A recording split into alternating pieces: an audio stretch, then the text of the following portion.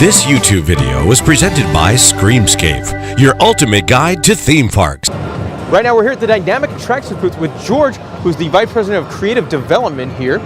And I got it right this time. Yep. See, there we go. Absolutely. And we're here to talk about your new attraction here, which I believe just won a prestigious award, didn't it? Award-winning new attraction. Yes. Award-winning, yeah. We're really excited and honored to have gotten the Best New Attraction Concept from the IAAPA Brass Ring Association, so we're really excited about that. And yeah, called the Dynamic Motion Theater. And this is cool. This will be on the list of coolest things we've seen on the show floor. Thank you very much. Thank you very much. I like it. Now, let's show the audience exactly how this would work, because I'm a theming guy. I love your rides. I think you guys make the best rides in the world. Thank you. And let's show how this would work, because the model is fantastic here. Well, it starts with the motion base in the middle, right? So this has 360-degree motion, as well as what we call coin roll. So it can tip 10 degrees up and down, which is really 20 degrees of total motion angle capability. And it has a meter of heave, straight up and down motion. Which is a lot. A meter is a lot. So for you listening in America, that's like 3 feet. Yeah, a little over that, and you can do that all at the same time. So it really has quite an ability to follow the action of the show like a camera would in a stunt sequence, let's say, or an action sequence in a movie. We then surround this with 360 degrees of screens, but that's going to be divided up into 3 different screens that can then move and articulate in various different ways. This gives us the ability to control your view shed. So let's say, for example, you wanted to start out with a small, intimate moment with a very narrow view shed and focus the guest's attention on one moment there. But then that moment, something goes wrong and the action starts to take you further and requires more room. Well, then we can reveal more in the screen by rotating it out backwards and following the action with the theater as well, both tipping it forward and lower, up and down, creating a kind of a big wow moment as a result. Exactly, and the thing I love too is that when you first enter, it could be just 100 360 screens, and then you reveal that no, it's not just a screen ride, look what's behind the screen. Exactly. In fact, the typical guest will come in so unsuspecting of all of the stuff that we have in store for them, they may think, oh, this is going to be another 4D theater kind of experience with just media playing.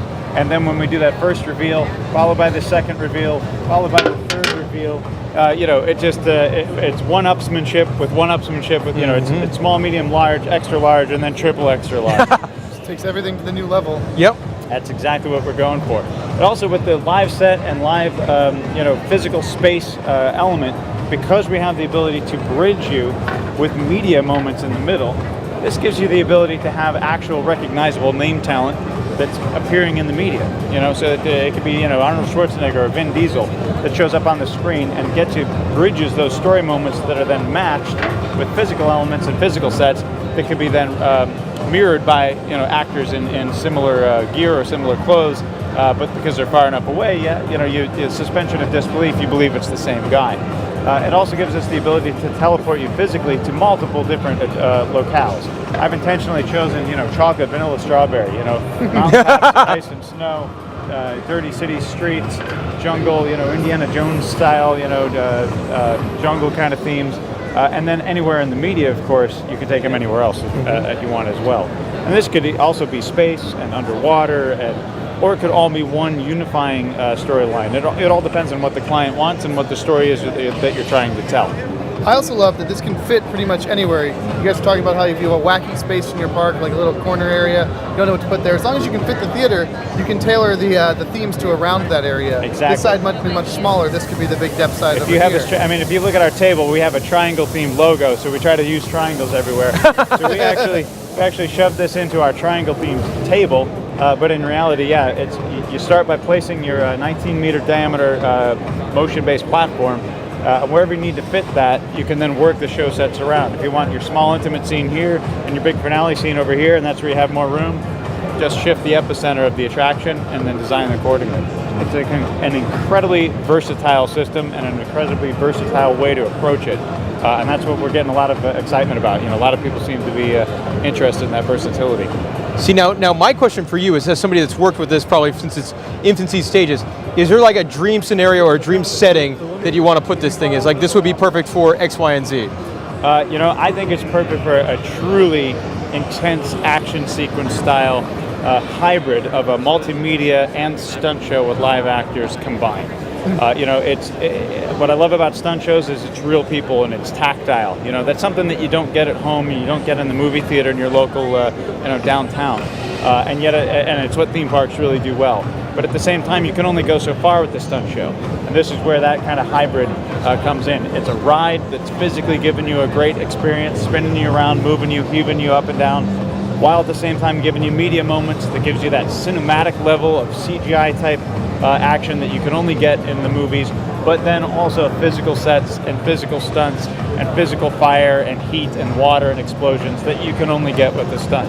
So if you can by combining all of those, it's literally everything you could ever want in one attraction. And it looks like you could tailor it to whatever the parks need, smaller size discs, larger size discs. We can, this model right now is representing a 97-seat platform. We could actually go to a 50-person platform, which would be a little more than half, but almost cuts it in half, and then that brings the whole set a lot more intimate, and also brings the budget down too. So it gives us the ability to get into more second-tier markets if needed. Yeah, we were talking earlier how about this could not only be a theme park thing, you could do it in museums and science centers and things like that. Yeah, funny you should mention that. So we've had a couple of a zoological park actually that they were looking at, and they were saying, well, what if this were more of an animal habitat? Like a science lab area, and then we go from there, and then this area becomes an entire aquarium, and we're looking inside through the glass walls. Yeah, another good reveal you could do, you had the virtual thing, it opens up, and then boom, penguins. There's penguins. Exactly. So yeah, again, incredibly versatile environment, incredibly versatile attraction tool. It's a kit of parts. Well, this is awesome. Now we can't leave without talking a little bit about it. You guys are local now here in Orlando. We have set up a major shop here in Orlando. We're calling it the Attraction Development Center. We announced it a year ago, almost to the day. We broke ground on it basically in December of last year. We moved in officially about 7 months ago. Things have been going so well, we actually this year announced we've doubled in size. So we've actually doubled our space for R&D and mock-up, and we're accepting resumes as well. We're staffing up. There we go. That's the end of our days within the loop. We're going to work with these guys. Please see our HR manager. We're collecting resumes now. We'll schedule an appointment for you.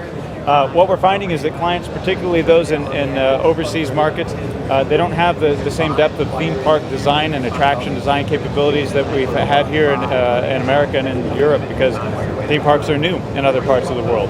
And so they're looking for the in-house expertise to be able to deliver it soup to nuts, from beginning to end, help them with the concept all the way through schematic design, and then obviously in-field art direction, fabrication, and installation, all the way to opening day. And so that's what we're offering, and hence the need for the expansion. It's going really well. Very cool. Well, if you have anything cool you need to show off at the office, just give us a call. We're right on the corner. We'll be there. Some cool stuff. It's a little bit like the chocolate factory. You kind of need the golden ticket to be allowed into some of the areas where the Oompa Loompas are. But and he'll get caught in the chocolate tube. I can't wait to stuck in that chocolate tube. All right, man. This is great. Gentlemen, love the concept. This is fantastic. Hope you had a